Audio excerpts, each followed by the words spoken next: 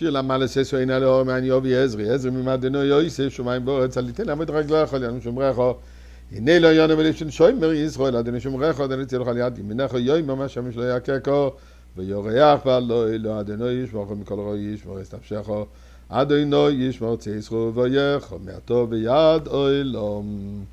Donnant un peu de tzedaka, mes chers amis, prenez une pièce, mettez dans la boîte de tzedaka, et ceci précipite la Géoula. Parlant de Géoula, meilleur moment d'en parler, toujours. D'ailleurs, comme Rambam dit, B'chol yom sheyavo, nous avons la foi dans tous les jours. Mais ça ne veut pas dire une fois par jour, ça veut dire à chaque moment du jour, nous avons la foi que Mashiach arrive. Est-ce qu'il y a des particuliers dans la paracha de cette semaine? Que c'est dans la paracha de cette semaine où la prophétie de la venue de Mashiach nous est enseignée. Rambam, dans Hilchot Melachim, quand il cite différents versets à propos de la venue de Mashiach, comme il dit que c'est plein dans la Torah, l'endroit principal d'abord qu'il cite, c'est la paracha de cette semaine, dans la prophétie de Bilam. Qui est Bilam? Eh bien, nous savons très bien que Balak, le roi de Moab, qui avait peur que Am Israël va les anéantir, il fait appel à Bilam, Bilam qui était le prophète non juif, l'opposé de Moshe Rabbeinu. Sa force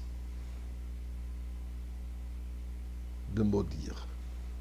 Même qu'il peut utiliser cette force pour bénir, mais étant donné que c'est une clipa, c'est une impureté, alors il utilise son pouvoir pour le mal, pour la négativité, pour les malédictions.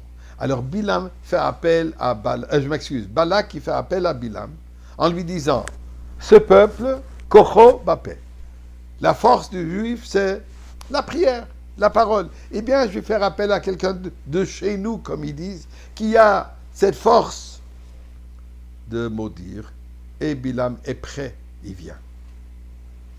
On connaît toute l'histoire, les détails, de quoi il se fait arrêter par son ânesse, mais avançons. Non seulement il ne les a pas maudits, au contraire, il les a bénis, en commençant avec la prophétie de la venue de Mashiach. Et comme le passouk de dire, Va'ata, voici maintenant, je vais partager avec toi ce qui va arriver à la fin des jours. Et qu'est-ce qu'il dit? Er'enu velo ata. Je le vois, mais ce n'est pas encore l'heure, pas maintenant. Ashurenu velo karov. Je le distingue, mais il n'est pas proche. Qu'est-ce qu'il distingue? Qu'est-ce qu'il voit? Alors il dit, Darach kochav mi Yaakov, un astre s'élance de Jacob, comme Shevet mi Israël. Une comète surgit du sein d'Israël, qui fera quoi? Au Machat Pa'ate Moav, qui écrasera les sommités de Moav, Karkar Kol Beneshed, et qui renversera tous les enfants de l'orgueil, ou on dit renversera, ou va dominer. Un sujet pour soi. Rambam nous dit que ceci, c'est la prophétie d'Orach Kochov mi Yaakov, comme Shevet Misraël, il parle de Mashiach qui va apparaître. Et là, la question qui se pose, qui est tellement claire, tellement flagrante, est-ce qu'on a besoin d'un Bilam, quelqu'un qui veut maudire le peuple juif, quelqu'un qui haït le peuple juif de fond de son être? C'est lui qui nous annonce la venue de Mashiach. Est-ce que ce ne serait pas plus approprié qu'on entende de Moshe Rabbeinu?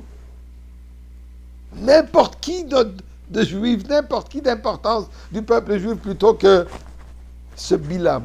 Imaginez-vous qu'on entendra que Hitler viendra nous raconter de la rédemption ou des caractères similaires. Pourquoi? Pourquoi ne pas l'entendre directement de Moshe Rabbeinu? Eh bien, le Rabbeinu dit c'est exactement ça l'idée. Mashiach, quand il vient, le Karkar Kol Beneshed, il va transformer, il va dominer, mais comment? Il va transformer l'humanité entière, que cette humanité devienne l'humanité méritant le terme humain.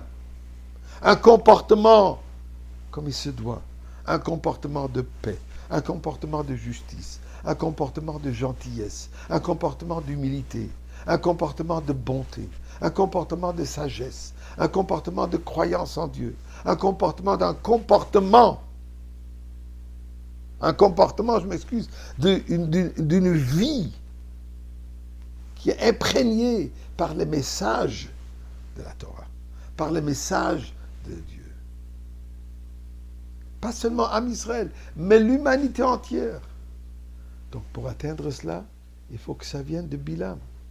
Bilam qui est le représentant de ce monde corrompu, il sera complètement transformé.